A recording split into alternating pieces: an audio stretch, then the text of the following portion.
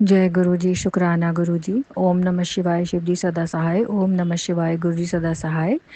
ये मेरा 5वां सत्संग है। पहले मैं शेयर कर चुकी हूँ काफ़ी सारे अपने सत्संग, जिसमें कि मैंने शेयर किया था मेरे कट के हुए पैसे 14 लाख 15 लाख किसी ने दिए वापस। और फिर गुरु जी की ब्लेसिंग से ही मिले। और मेरे बच्चे कितनी बार बीमारियों से ठीक हुए। मेरे पापा गिर गए थे, उनके ऑपरेशन ठीक ठाक हुआ, सब बढ़िया हो गया। कितनी आफतों से मैं निकली। फिर अब एक नई आफत आ गई कि मेरे बच्चे की टांगों में फुंसियाँ निकल आई, तो वो मेरे को लग रहा था डर। अरे वो तो क्रीम बेटनोवेट में लगाती थी वो, इन दिनों हम पहले भी एक बार ढूंढने गए थे इन्फेक्शन के लिए। तो उसने मैं केमिस्ट ने कहा था कि मिलती नहीं है। लेकिन अब मैंने क्या करा, गुरुजी का नाम लिया और उसका जल प्रसाद टीका लगाया, ठीक नहीं हुई तो अगले दिन तक मैंने उसको कहा कि चल अपन, गुरुजी अपन को गाइड करेंगे। तो मेरे माइंड में आया कि चलो केमिस्ट से दवाई ले आते हैं। तो इसको भेजा, तो उसने वही दवाई दे दी जो पॉसिबल ही नहीं था मिलना, मतलब बेटनोवेट दोबारा मिल गई। तो मेरे को इतनी खुशी हुई कि हाँ, बचपन में मेरे भी होती थी फुंसियाँ वगैरह, तो हम यही लगाते थे। अब आजकल तो मिलती नहीं है। मैंने बच्चों को बोला था जो भी इसके बदले बदले में मिले वो ले आना, पर वो तो वही मिल गई। तो मैं इतनी हैरान, मैंने गुरुजी का शुक्राना किया। जय गुरु जी, शुक्राना गुरु जी, थैंक यू गुरु जी। ये दोबारा बन रही है ट्यूब, मतलब तो मेरे को तो काफ़ी इससे आराम आता था।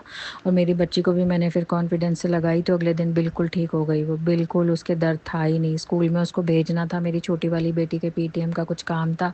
टीचर के साथ थोड़ी मेरी स्ट्रगल हो रही थी, वो मान नहीं रही थी। फिर अगले दिन वो जा नहीं पाई। मैंने फिर सॉरी बोला कि मैम उसको फुंसियाँ निकल आई। तो मैं गुरुजी से प्रे कर रही थी, गुरुजी आप ही इस समस्या से निकालो मुझे, टीचर बहुत मेरे से चिढ़ रही हैं। मैं क्या करूँ, मैं खुद भी नहीं जा सकती, मेरे इतनी हिम्मत नहीं है। बहुत दूर है स्कूल, 14-15 किलोमीटर। तो मेरी बड़ी बेटी जाके बात कर ही आती, पर फुंसी होने की वजह से वो नहीं जा पा रही थी। फिर उसके बाद नेक्स्ट डे उसको बिल्कुल ठीक उठी। वो कह रही मम्मी मैं तो उठ रही हूँ और मुझे लग रहा है कि दर्द होगा, पर दर्द हो ही नहीं रहा है। मैंने कहा तो तुझे दर्द चाहिए क्या? गुरुजी ने कह दिया ठीक हो गई, क्रीम लग गई, तो गुरुजी का जल प्रसाद भी लग गया तो ठीक हो गई। तो अब क्यों डर रही है? फिर वो आराम से उसने सब कुछ किया। अगले दिन रिलैक्स होके वो भी स्कूल जाके मैडम से बात की। तो मैडम ने कहा कि अरे तुम आई हो, भाई तुम्हें तो हम जानते हैं, तुम्हारी बहन है, चलो तुम्हारा काम तो हो गया, कोई बात नहीं।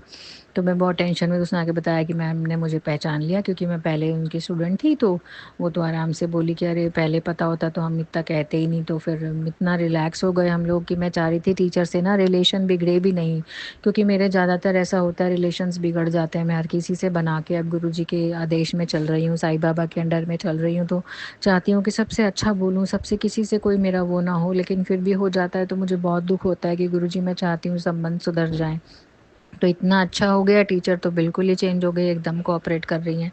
तो मैं हैरान हो गई, मैंने कहा चलो थैंक यू गुरुजी, शुक्राना गुरुजी।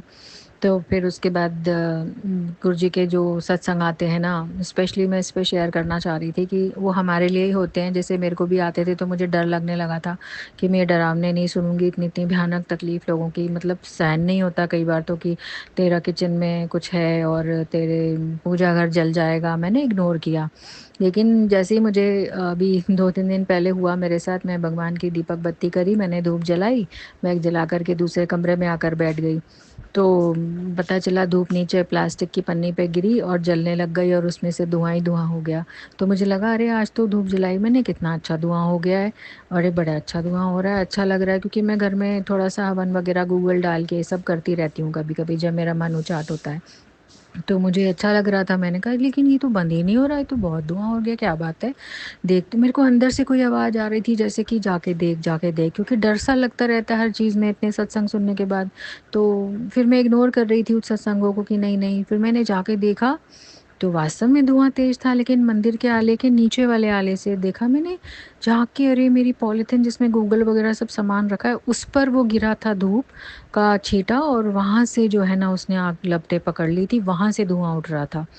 और मैं दंग एकदम, मैंने माथा पकड़ा, मैंने झटाझट उठाया, मेरा दूध भी गैस पे चढ़ रहा था, वो भी मुझे ध्यान नहीं था। फिर मैंने पहले तो किचन की गैस बंद करी जल्दी से, पता नहीं मेरा दिन, मैंने कुछ भी नहीं करा, जैसे गुरुजी ने करवाया। मैंने गैस बंद करी, फिर उसको धुएं को पूरी पॉलीथिन के अंदर जो सामान था उसे उठाया, बाहर निकाला, एक उसमें रखा जिसमें मैं हवन करती हूँ, उस बर्तन में मैंने रख के उसे जलने दिया, शांत किया। और इतनी देर में धुआं धुआं काफ़ी सारा हम देखा, तो प्लास्टिक की शीशी वगैरह सब जल रहे थे उसमें धुआं, बस माचिस तक पहुंच गई थी दो आग। धुआँ नहीं तो अगर माचिस की तीली आगे से आग पकड़ लेती तो डेफ़िनेट हमारे घर में आग लगती, मेरा मंदिर जल जाता। तो मैं इतनी हैरान हुई ना, उसके बाद आधे घंटे बाद तो मुझे होश आया कि मैं कर क्या रही थी। और मैंने कहा अरे सत्संग में मैंने अभी सुना था कि तेरा किचन, तेरा पूजा घर जल जाएगा, तू ध्यान रहे, सावधान। मेरे को डर लग रहा था।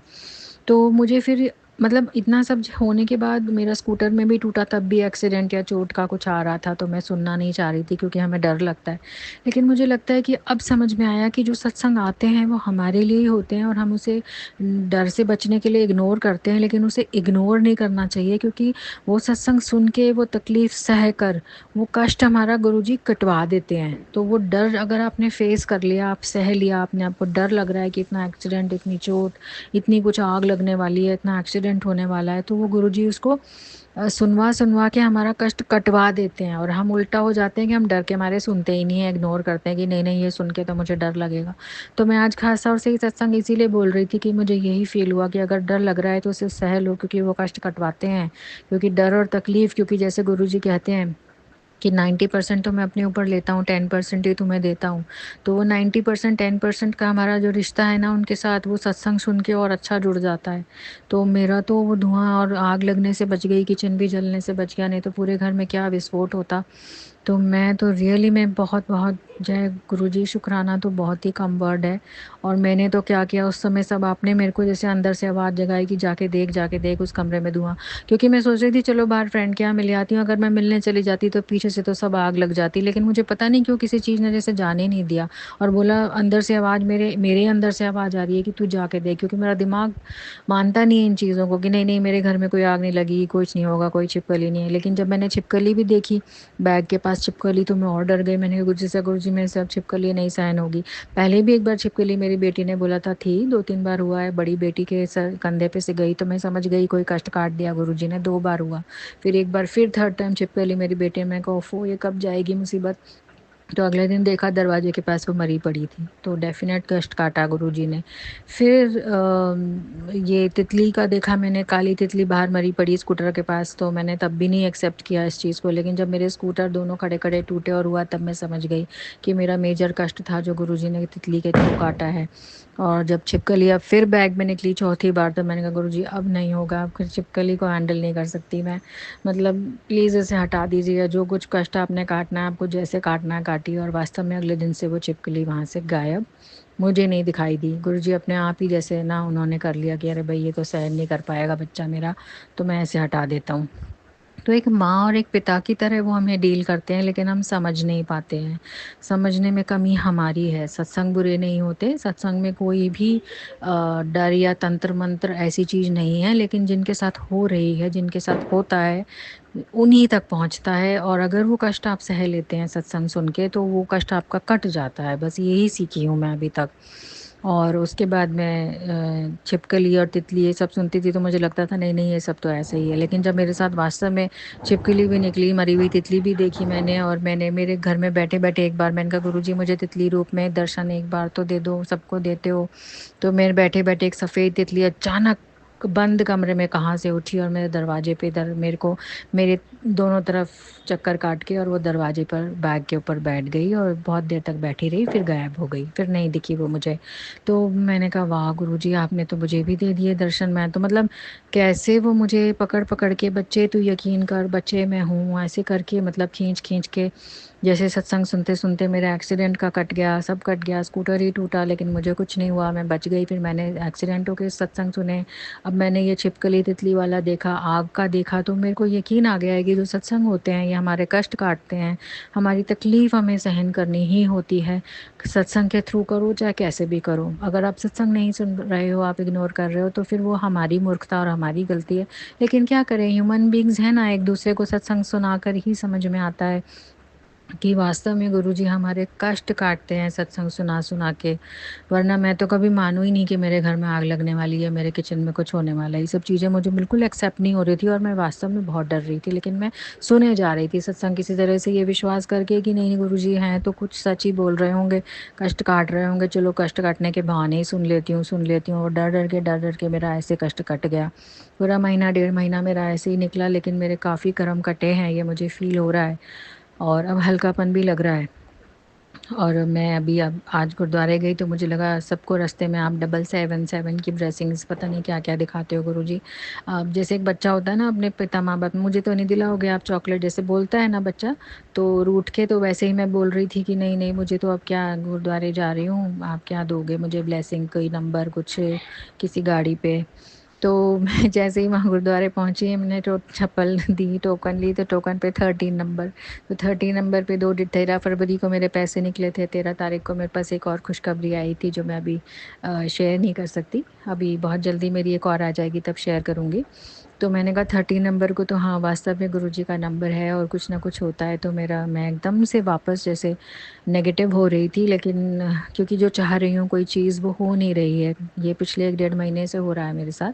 तो मैं बहुत फ्रस्ट्रेट और बहुत नेगेटिव हो रही थी। तो कैसे गुरुजी ना, जैसे एक माँ अपने नेगेटिव और फ्रस्ट्रेट बच्चे को पकड़ पकड़ के रास्ते पे लेके आती है, वो बच्चा पढ़ना नहीं चाहता लेकिन उसे मार के, उसे डांट के, उसे कैसे भी करके, बस मुझे ऐसा लग रहा है जैसे गुरुजी मेरे साथ ऐसा ही कर रहे हैं।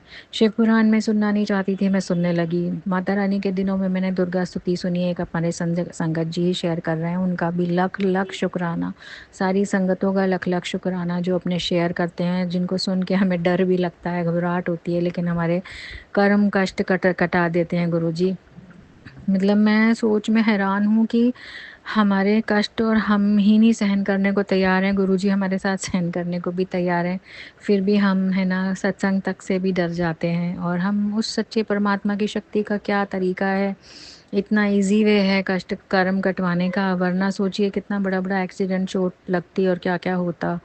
मेरे को कैसे दवाई बच्चे की वही मिल गई जो मैं चाह रही थी, टीचर मान गई। फिर मेरे हस्बैंड की तरफ से अभी डिवोर्स के बाद से मेरा भी कुछ पैसे उन्होंने रोके हुए थे, तो 3 दिन पहले बड़े प्यार से मेरे फादर इन लॉ ने वो भी भिजवा दिए, तो फ़ीस भी भिजवाई और खुद ही चिंता करी बहुत ज़्यादा फ़ीस की, जबकि वो बीमार हो रहे हैं मेरे हस्बैंड। तो मैं चाह रही थी गुरुजी उनको भी ठीक कर दीजिए, हमारा सारा जो भी झगड़ा है वो सॉल्व हो जाए, हम इसको अब बढ़ाना नहीं चाहती मैं आगे, लेकिन ठीक है अपने टाइम से ठीक होगा। मैं इम्पेशेंट हो रही थी क्योंकि वो भी अभी किसी सिचुएशन में फँसे हुए हैं, मैं चाह रही थी वो भी निकल जाएँ, लेकिन हो नहीं रहा था सब चीज़ें, तो मुझे गुस्सा आ रहा था, इम्पेशेंट हो रही थी मैं। तो जैसे एक इम्पेशेंट बच्चे को माँ दवाई देती है और कहती है चुप करके इसे खाओ और ठीक हो जाओगे, बस ठीक वही कर रहे हैं गुरुजी मेरा, एक्चुअली में इलाज ही कर रहे हैं। जैसे एक अपने ढीठ बच्चे का इलाज माँ-बाप करते ही है ना, क्योंकि उन्हें करना ही होता है, अपने बच्चे को वो परेशान होते हुए नहीं देख सकते, तो वही चीज़ मेरे साथ भी हो रही है। लेकिन ये मुझे अब समझ में आ रहा है, जब इतनी सारी चीज़ें, तितली, आग लगना सब कुछ हुआ मेरे साथ, तब मुझे समझ में आया कि हाँ बेटा, सही ट्रैक पे तो गुरुजी ला रहे हैं, अपने बस की नहीं है ट्रैक पे चलना।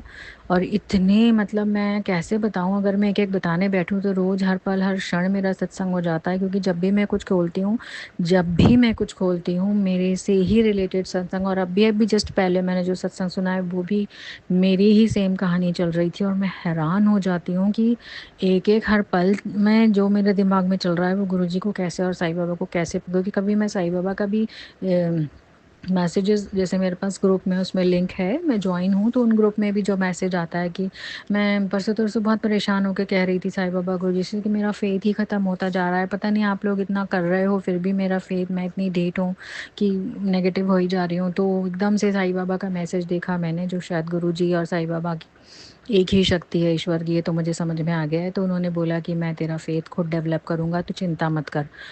तो मैं इतनी हैरान कि कैसे इन लोगों को पता लग जाता है, क्योंकि यही चीज़ें मेरे साथ साईं बाबा की मैंने 2020 से करी थी, तो उन्होंने कैसे पूरा 2 साल हमें, तब तो मेरे पास गुरुजी नहीं थे, तो इतना कोविड से मुझे और मेरे दोनों बेटियों को, हम अकेले थे, तो कितना प्रोटेक्टेड रखा कि कोविड हमें बस टच सा करके निकल गया। मेरी छोटी बेटी को निमोनिया हुआ, डॉक्टर हैरान था कि कोई शक्ति आपके साथ है जो आप लोग बचे हुए हो, वरना कोई भी नहीं बचा।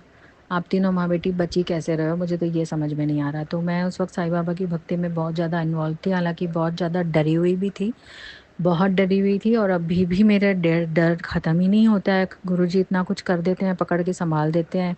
हर चीज़ जैसे कांस्टेंट डायलॉग चल रहा है मेरा उनके साथ कि गुरुजी ये हुआ, तो मैं जैसे ही अपना फ़ोन खोलती हूँ फट से वही डेली चाहे मैं आधे घंटे में खोलूँ, चाहे 5 मिनट में खोलूँ, वही चीज़ मेरे सामने आ जाती है, जो मेरे मन में चल रही होती है या जो मेरे साथ होने वाला होता है। जो होने वाला होता है उसे पहले ही कटवा देते हैं गुरुजी।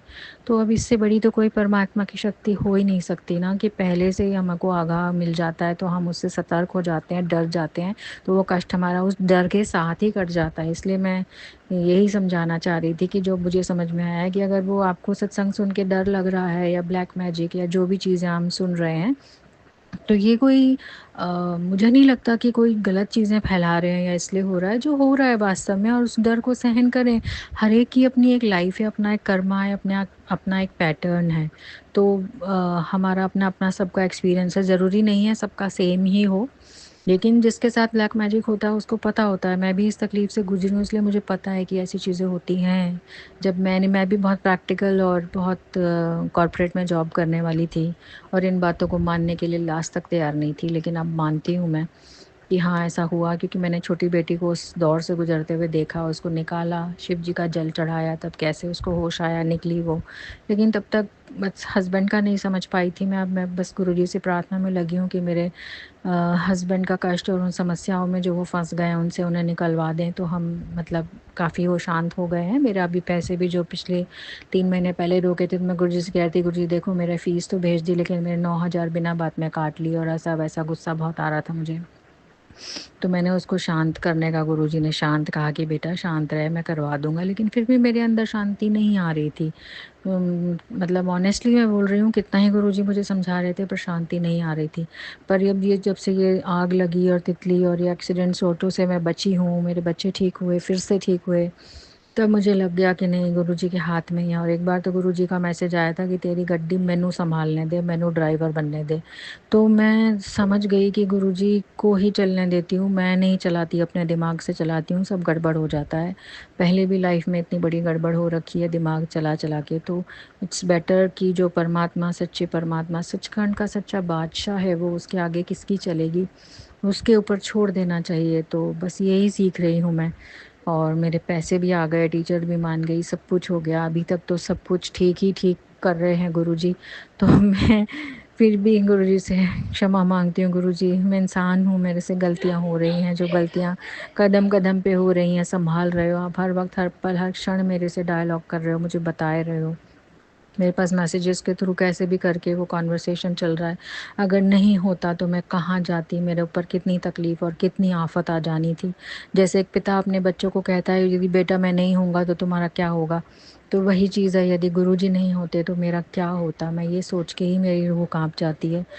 बस इसी तरह अपना शुक्राना सत्संग अब यहीं पे ये वाला विराम करती हूँ, अगले सत्संग की तैयारी करती हूँ। और गुरुजी का शुक्राना तो बहुत छोटा वर्ड है। गुरुजी, जय गुरुजी, शुक्राना गुरुजी, अनंतम अनंतम कोटि शुक्राना गुरुजी, अपने चरणों में इसी तरह रखना गुरुजी। ओम नमः शिवाय, शिव जी सदा सहाय। ओम नमः शिवाय, गुरुजी सदा सहाय।